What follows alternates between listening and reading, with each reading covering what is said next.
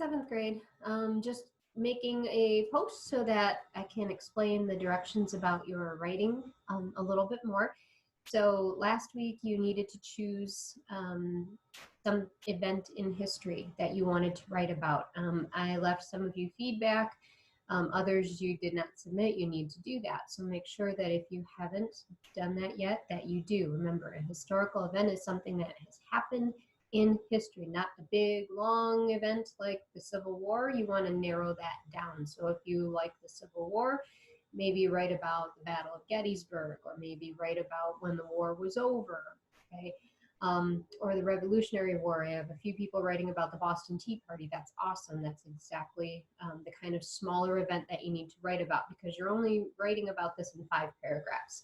Okay, something like the Civil War, the Revolutionary War, or World War I, some people had said too.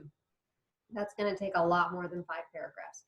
So you're finding a smaller event that happened before 1970 that you're going to research. Now, today's assignment that I posted, you're going to start doing your research, and you're going to look at some of the questions that are posted in the instructions.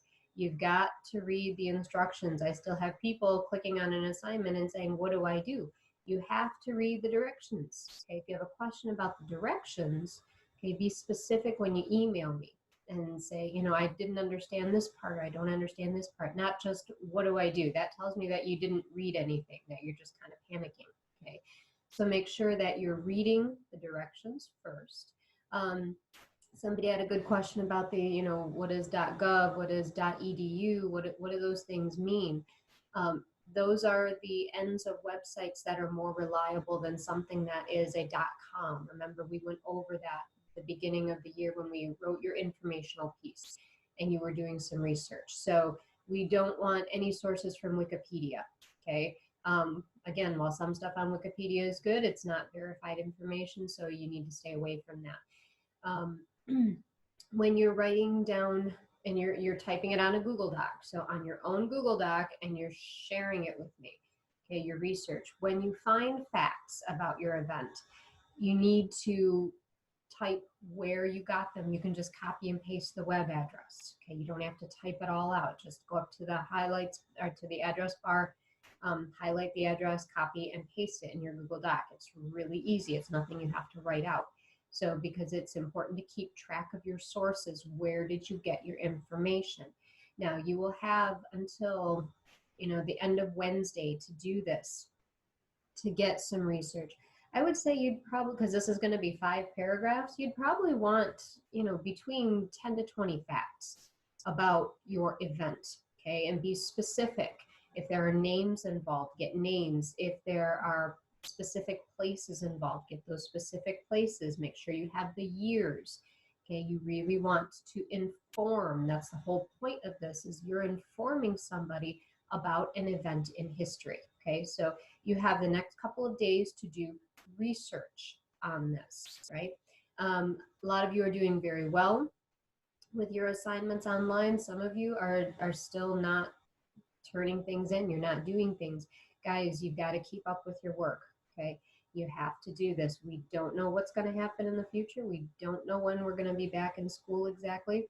And so it's important for you to keep up on things. So when we do get back, we can continue on and we don't have to catch you up on the weeks that we weren't there, okay?